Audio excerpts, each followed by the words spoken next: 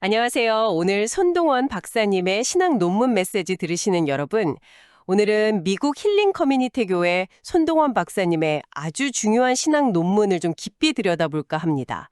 네, 논문 제목은 요한계시록 1장에 나오는 예수님의 상징적 모습에 대한 신학적 연구인데요. 여러분께서 이 논문의 핵심 메시지를 좀 더 쉽고 명확하게 이해하실 수 있도록 저희가 오늘 함께 하겠습니다. 사도 요한이 반모섬에서 본 예수님의 모습, 이거 정말 강렬하잖아요. 네, 정말 그렇죠. 이 논문은 바로 그 상징 하나하나에 담긴 깊은 신학적 의미를 파헤치고 있습니다. 단순히 그림을 해석하는 걸 넘어서요. 예수님의 그 신성, 권위, 또 심판하시는 능력, 그리고 교회를 향한 변함없는 사랑과 보호하심, 뭐랄까 그 본질을 이해하는 여정이라고 할 수 있겠죠. 맞습니다. 손동원 박사님도 이 연구가 우리에게 특히 환란 속에서도 흔들리지 않는 믿음과 경외심을 갖게 한다고 강조하셨어요. 리처드 보캄이라는 유명한 학자가 이런 말을 했어요. 영화롭게 되신 그리스도의 환상은 단순한 장식적인 그림이 아니다. 단순한 그림이 아니다. 네, 요한계시록의 근본적인 신학적 선언이다. 라고요. 그러니까 이 환상이 예수님이 진짜 누구신지, 우주와 역사의 주권적인 주님이심을 보여주는 계시라는 거죠. 와, 근본적인 신학적 선언이라. 정말 중요한 관점이네요. 이 논문이 바로 그걸 파헤치는 거군요. 바로 그렇습니다. 자, 그럼 이제 손동원 박사님의 분석을 한번 따라가 보죠. 박사님은 이 영광스러운 모습을 5가지 핵심 주제, 뭐랄까 5가지 도그마로 나누어 설명하고 계십니다. 첫 번째부터 시작해 볼까요? 바로 심판하시는 예수님의 모습입니다. 첫 번째 핵심 주제, 예수님의 불꽃 같은 눈과 빛난 주석 같은 팔. 요한계시록 1장 14절 15절에 나오죠. 듣기만 해도 아주 강렬합니다. 어떤 의미가 있을까요? 네, 정말 강렬한 이미지죠. 손동원 박사님의 분석에 따르면 이 상징들은 예수님의 심판자로서의 면모를 강하게 드러냅니다. 귄터리 아르트리데 같은 학자는 이 불꽃 같은 눈이 있잖아요. 모든 것을 그냥 꿰뚫어 보시는 그리스도의 지식, 그러니까 전지하심을 나타낸다고 봤어요. 모든 걸 아신다. 어떤 것도 숨길 수 없다는 거군요. 네, 그렇죠. 그리고 빛난 주석 같은 발은 모든 악에 대해서 피할 수 없는 심판을 상징한다고 해석했고요. 모든 것을 아시는 눈, 그리고 피할 수 없는 심판의 발이라. 이게 단순히 무섭다는 느낌과는 좀 다른 것 같아요. 그렇습니다. 여기서 헬라어 원어를 보면요. 그 의미가 더 깊어져요. 발을 묘사한 칼콜리바논. 이게 그냥 노쇠가 아니에요. 그냥 노쇠가 아니고요. 네, 뭐랄까 풀무불에 아주 뜨겁게 달구어진 빛나는 노쇠 같은 그런 금속 합금을 의미합니다. 불로 정련되어서 불순물이 전혀 없는 아주 순수하고 견고하고 흔들림 없는 심판. 이걸 상징하는 거죠. 정련된 순수함과 견고함이군요. 네, 그러니까 모든 것을 아실 뿐만 아니라 그 알매 기초에서 절대적으로 공의롭고 또 순결하게 심판하신다는 의미가 담겨 있는 겁니다. 손 박사님은 그래서 히브리서 4장 13절 말씀을 인용하시는데요. 모든 것이 우리를 심판하실 분의 눈앞에 벌거숭이로 드러나 있습니다.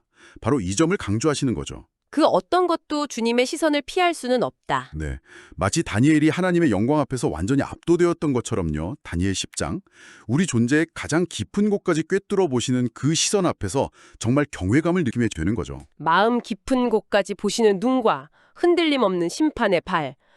정말 깊이 생각하게 만드네요. 그렇다면 이 심판의 권위는 도대체 어디서 오는 걸까요? 이게 아마 두 번째 주제랑 연결될 것 같은데요. 통치와 권위에 대한 거죠. 정확합니다. 두 번째 핵심 주제는 바로 많은 물소리 같은 음성과 입에서 나오는 좌우의 날선 검입니다. 요한계시록 1장 15절 16절에 나오죠. 여기서 예수님의 그 압도적인 통치권과 권위가 드러나는 겁니다. 존 메가더 같은 신학자는 이 많은 물소리가 그분의 거스를 수 없는 능력과 권위를 의미한다고 봤고요. 많은 물소리. 네, 그리고 두 날선 검은 심판하고 집행하는 그분의 말씀의 힘, 그 권능을 상징한다고 했습니다. 많은 물소리라는 표현이 참 흥미롭네요. 뭔가 폭포수 같은 거대한 소리를 상상하게 되는데 그만큼 강력한 권위를 의미하는군요. 맞아요. 헬라어로는 포네폴론 휘다톤, 포네폴론 휘다톤이라고 하는데요. 이게 단순히 그냥 큰 소리가 아니에요. 누구도 막을 수 없는 아주 장엄하고 압도적인 권위를 연상시키는 거죠. 손 박사님은 시편 29편에 여호와의 소리가 물 위에 있도다. 이 구절과 연결을 시키세요.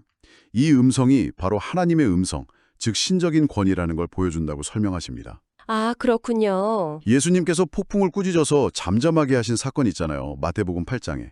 그게 바로 이 권위를 실제로 보여준 예라고 할 수 있겠죠. 그럼 입에서 나오는 좌우의 날선검은요? 이건 뭘 의미할까요? 말씀의 힘이라고 하셨는데 조금 더 설명해 주실 수 있을까요? 아, 네. 이 검은 헬라어로 롬파이아라고 하는데요. 이게 보통 생각하는 작은 칼이 아니에요. 크고 아주 강력한 무기를 의미합니다. 큰 탈이군요. 네. 이것은 예수님의 말씀, 그 자체가 가진 창조적인 힘, 동시에 심판적인 능력을 상징하는 겁니다. 그분의 말씀이 세상을 창조했을 뿐 아니라 악을 심판하고 진리를 세우고 또 듣는 이의 마음과 생각을 변화시키는 힘을 지녔다는 거죠. 히브리서 4장 12절에도 비슷한 말씀이 있죠. 하나님의 말씀을 좌우의 날선 어떤 검보다도 예리하여 혼과 영과 및 관절과 골수를 찔러 쪼개기까지 하며 또 마음의 생각과 뜻을 판단하나니 라고 묘사하잖아요. 아, 네네. 그 말씀. 바로 그거랑 같은 맥락으로 볼 수 있습니다. 단순한 선포를 넘어서는 실질적인 능력과 집행력을 가진 말씀이라는 거군요. 와, 세상의 어떤 권세보다도 강력한 예수님의 음성과 말씀의 힘을 정말 기억해야겠습니다. 그렇다면 이런 엄청난 권위를 가지신 분이 교회와는 어떤 관계를 맺고 계실까요? 이게 세 번째 핵심 주제인 교회와 별들로 이어지는 거죠. 네, 맞습니다. 세 번째 핵심은 예수님께서 7금 촛대 사이를 거니시고 또 오른손에 7뼈를 붙잡고 계신 모습입니다. 요한계시록 1장 12절부터 13절, 16절, 20절에 걸쳐 나오죠. 이 모습이 교회에 대한 예수님의 아주 깊은 관심과 보호, 그리고 그분의 주권을 보여주는 겁니다. 여기서 7금 촛대랑 7별이 각각 뭘 상징하는지가 중요하겠네요? 그렇죠. 요한계시록 1장 20절에서 직접 설명해주고 있어요. 7촛대는 7교회, 헬라어로는 에클레시아, 네, 교회. 그리고 7별은 7교회의 사자들, 헬라어로는 아스텔인데 보통 교회의 지도자들을 상징한다고 봅니다. 윌리엄 핸드릭슨 같은 학자는 이 이미지가 교회가 그리스도의 빛을 세상에 비추는 존재라는 것, 그리고 그 지도자들은 그리스도의 손안에 안전하게 붙들려 있다는 것을 보여준다고 해석했어요. 촛대 사이를 거니신다는 표현하고 오른손에 붙잡고 계신다는 표현이 참 인상적입니다. 어떤 의미가 있을까요? 사이를 거니신다는 건요, 예수님께서 어느 한 교회에만 머무시는 게 아니라는 거예요. 모든 교회를 두루 살피시고 각 교회 상황을 다 아시고 아주 친밀하게 교제하신다는 의미입니다. 교회를 그냥 내버려 두시는 게 아니라 적극적으로 돌보시는 거죠. 아, 적극적으로 돌보신다. 네.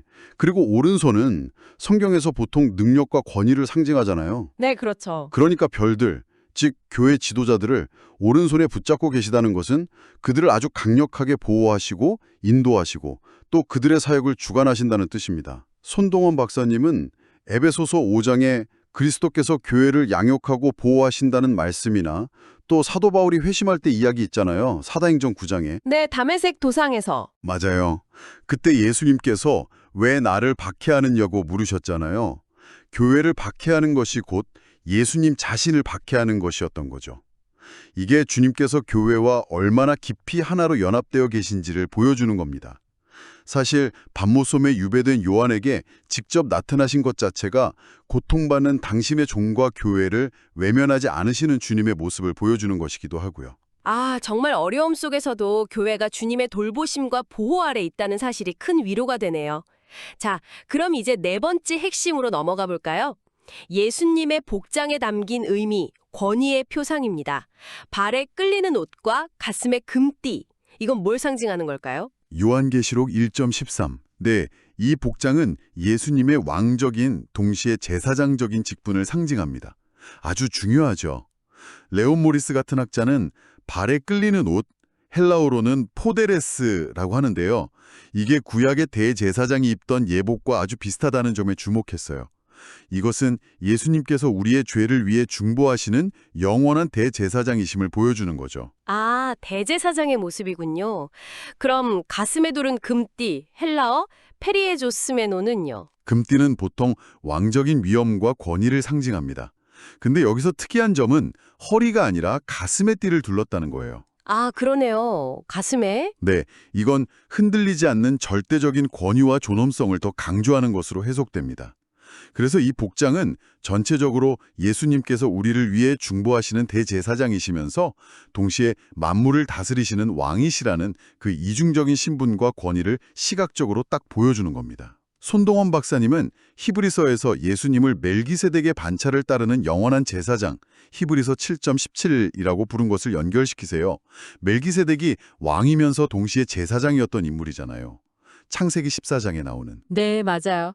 예수님의 변화산 사건 때 마태복음 17장에서 그분의 옷이 해같이 빛났던 그 모습 역시 이런 신적인 영광과 권위를 미리 보여준 것이라고 할 수 있습니다. 우리를 위해 중보하시는 대제사장이시자 만물의 왕이신 예수님의 모습이라 정말 놀랍고 든든하게 느껴집니다. 자, 이제 마지막 5번째 핵심으로 가보겠습니다. 사망 권세의 정복자. 예수님께서 자신을 처음과 마지막이고 살아있는 자이며 사망과 음부의 열쇠를 가졌다고 선언하셨어요. 요한계시록 1.17에서 18. 이 선언의 의미는 무엇일까요? 이건 정말 궁극적인 선언이죠. 예수님께서 죽음의 권세를 완전히 정복하셨다는 선언입니다. 처음과 마지막이라는 표현은 구약에서 하나님 자신을 나타내는 칭호였어요. 아, 하나님께 쓰이던 표현이었군요. 네, 예수님께서 이걸 사용하심으로써 자신의 영혼성 그리고 신성을 드러내시는 거죠. 그분은 한때 죽으셨지만 지금은 살아있는 자이시고 영원히 살아계시는 분이라는 겁니다. 그렇다면 사망과 음부의 열쇠를 가졌다는 건 어떤 의미인가요? 열쇠는 보통 권한을 상징하잖아요. 맞습니다. 열쇠, 헬라어로 클레스는 단순한 도구가 아니라 통치권, 지배권을 의미해요. 사망과 음부, 헬라어, 하데스, 그러니까 죽은 자들의 영역이죠. 의 열쇠를 가졌다는 것은 예수님께서 죽음을 이기시고 부활하심으로써 죽음 그 자체와 죽음 이후의 세계까지도 완전히 통치하시는 분이 되셨다는 뜻입니다. 레노 에반스 같은 학자는 이걸 통해서 그리스도께서 죽음, 지옥, 무덤에 대한 궁극적인 권위를 주장하시는 거라고 설명했습니다. 죽음 이후의 세계까지 통치하신다. 와. 네, 손 박사님은 고린도전서 15장의 그 유명한 구절 있죠. 사망아 너의 승리가 어디 있느냐? 우리 주 예수 그리스도로 말미암아 우리에게 승리를 주시는 하나님께 감사하노니. 이 말씀을 인용하면서 부활, 헬라어로는 아나스타시스인데 이 부활을 통한 완전한 승리를 강조하십니다. 나사로를 살리신 사건, 요한복음 11장에 나오죠. 그게 바로 예수님께서 실제로 죽음을 이기시는 권세를 가지셨다는 걸 보여주는 생생한 예시라고 할 수 있고요. 죽음의 공포를 이기시고 영원한 생명의 소망을 주시는 분이심을 선포하는 정말 강력한 메시지군요. 아, 이 5가지 핵심 주제를 통해서 요한이 본 예수님의 모습이 정말 얼마나 다층적이고 깊은 의미를 담고 있는지 알 수 있었습니다. 네, 맞습니다. 손동원 박사님은 이 모든 상징적인 묘사가 결국 예수 그리스도가 누구신지를 종합적으로 보여준다고 결론을 내리세요. 구약 다니엘서 7장에 나오는 인자 같으니 히브리어로는 케발, 그발, 환상이 예언적이었다면요. 네. 요한계시록 1장의 이 모습은 바로 그 예언이 예수님 안에서 성취되었음을 보여주는 것이죠. 그리고 중요한 것은 그분이 단지 미래에 오실 뿐이 아니라 지금 이 순간에도 가운데, 헬라어로 메소스라고 하는데요. 이 교회들 가운데 거니시면서 교회를 통치하고 계시는 분이라는 점입니다. 아, 현재 진행형이군요. 그렇죠. 자신을 처음이며 마지막, 헬라어로는 프로토스카이 에스카토스라고 하신 것은 그분의 신성을 의미하고요. 이 모든 영광스러운 모습, 헬라어로 독사라고 하는데 이건 요한복음 1장 14절에 말씀이 육신이 되어 우리 가운데 거하심에 우리가 그의 영광을 보니 이 말씀처럼 성육신하신 하나님의 영광을 그대로 드러내는 겁니다. 정말 장엄하면서도 우리와 아주 가까이 계시는 분이시군요. 그렇다면 이 논문의 분석을 통해서 우리는 무엇을 얻고 또 어떻게 살아가야 할까요? 손박도님이 제시하는 어떤 실천적인 교훈 같은 게 있을 것 같습니다. 네, 있습니다. 손 박사님은 크게 3가지를 강조하세요. 첫째는 이 영광스러운 모습 앞에서 우리는 예수 그리스도의 절대적인 주권을 인정하고 그분께 순복해야 한다는 것입니다. 절대 주권 인정. 네. 둘째는 촉대 사이를 거니시는 모습처럼 주님께서 항상 교회와 함께 하시며 우리를 돌보신다는 사실, 이걸 굳게 믿고 확신해야 한다는 거고요. 사랑과 보호에 대한 확신. 마지막으로 입의 검, 즉 그분의 말씀에는 심판의 권세뿐만 아니라 우리 삶을 병화시키는 능력이 있잖아요. 그러니까 말씀을 기준으로 삼아서 우리 자신을 끊임없이 살피고 정결하게 살아가야 한다는 것입니다. 아, 말씀 중심의 삶. 절대 주권 인정, 사랑과 보호에 대한 확신, 말씀 중심의 삶, 아주 핵심적인 적용점이네요. 그렇죠. G.K. 체스터튼이라는 작가가 이런 말을 했어요. 기독교의 이상은 시도되었으나 부족하다고 판명된 것이 아니다. 어렵다고 여겨져서 아예 시도되지 않았을 뿐이다. 아, 의미심장한 말이네요. 네. 손 박사님도 비슷한 맥락에서 이 놀라운 지식이 그냥 머리에만 머물러서는 안 된다고 강조하십니다. 이게 어렵더라도 우리의 삶 속에서 이 예수님을 따르고 그분의 말씀을 실천하려는 결단이 필요하다는 것이죠. 오늘 손동원 박사님의 논문을 통해서 요한계시록 1장에 나타난 예수님의 모습을 정말 깊이 살펴보았습니다. 심판의 주이시면서 통치자이시고 교회 보호자이시며 또 왕이자 제사장이시고 죽음을 이기신 분. 이 장엄하면서도 우리를 사랑으로 돌보시는 모습이 우리에게 정말 큰 위로와 흔들리지 않는 소망을 주는 것 같습니다. 네, 마지막으로 여러분께 생각해 볼 질문을 하나 드리고 싶습니다. 오늘 저희가 나눈 예수님의 다양한 상징적 모습들 중에서요. 예를 들어 불꽃 같은 눈이나 많은 물 같은 음성 혹은 사망과 음부의 열쇠 같은 어떤 특정 모습 하나에 의도적으로 한번 집중해 보신다면 그것이 여러분이 현재 마주하고 있는 어떤 도전이나 고민 혹은 내려야 할 결정에 대해서 어떤 새로운 관점을 제시해 줄 수 있을까요? 각자의 자리에서 한번 묵상해 보시면 좋겠습니다. 네, 오늘 이 깊이 있는 탐구에 함께해 주신 여러분 감사합니다.